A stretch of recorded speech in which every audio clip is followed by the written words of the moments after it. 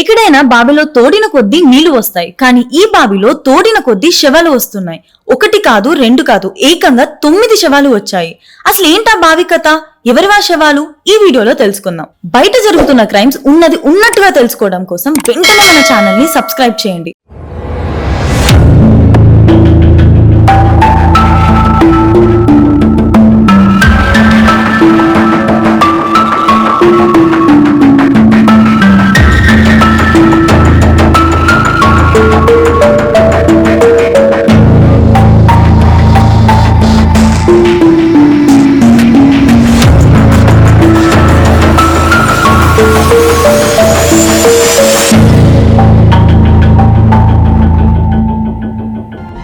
ఈ కథ సంజయ్ కుమార్ అనే వ్యక్తి గురించి.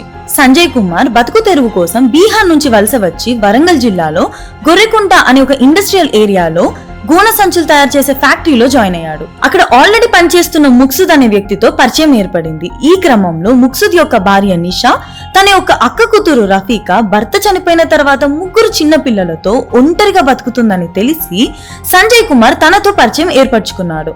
ఆమెతో సాన్నిహిత్యం పెంచుకొని ఒక ఇల్లు అద్దెకు తీసుకొని సహజీవనం మొదలు పెట్టాడు. వాళ్ళు లీవింగ్ లో ఉన్న తర్వాత కూడా ఆమె ఒక చిన్న కుమార్తె హూ ఇస్ యాక్చువల్లీ మైనర్ ఆమెపై కన్నేసి ఆమెను కూడా లొంగ తీసుకున్నాడు.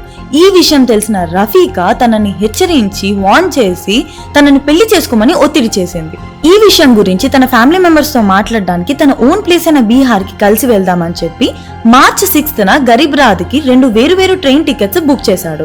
అండ్ ఆన్ ద వే వెళ్తున్నప్పుడు నిద్ర మాత్రలు కలిపిన మజ్జిగని తనకి తాగించేశాడు.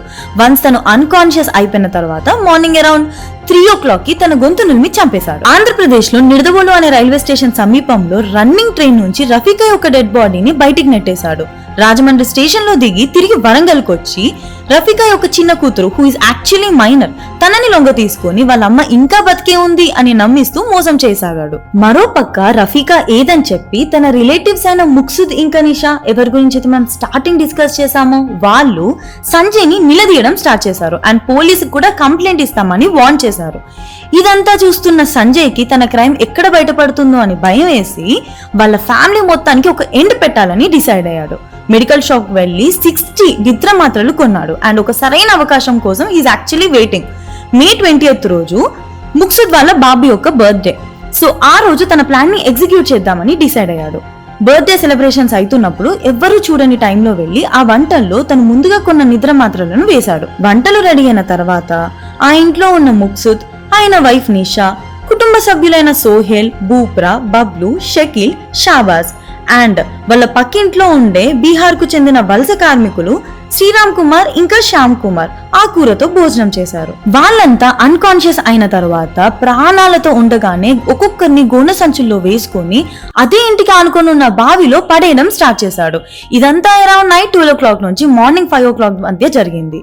And the very next day తమ తోటి కార్మికులు వీళ్ళు కనిపించకపోయేసరికి పోలీస్ స్టేషన్ కి వెళ్లి కంప్లైంట్ చేశారు. అండ్ పోలీసులు ఈ కేస్ ని ఫైల్ చేసి వెతకడం స్టార్ట్ చేశారు. ఇలా వెతుకుతున్న ప్రాసెస్ లో ఆ బావిలో నుంచి ఒక బాడీ తర్వాత ఇంకో బాడీ, ఆల్మోస్ట్ ఒక 9 డెడ్ బాడీస్ ని వాళ్ళు బయటికి తీశారు. ఒక పక్క కరోనా విలయ తాండవం, ఇంకో పక్క లాక్డౌన్. ఈ సిచ్యుయేషన్ లో ఆకలికి అలమటించి లైఫ్ పైన విరక్తి వచ్చి వీళ్ళంతా సామూహిక ఆత్మహత్య చేసుకున్నారని అక్కడ ఉన్న వాళ్ళందరూ భావించారు. కానీ పోస్ట్ మార్టం తర్వాత తెలిసింది ఇది సూసైడ్ కాదు, మర్డర్ అని చెప్పి.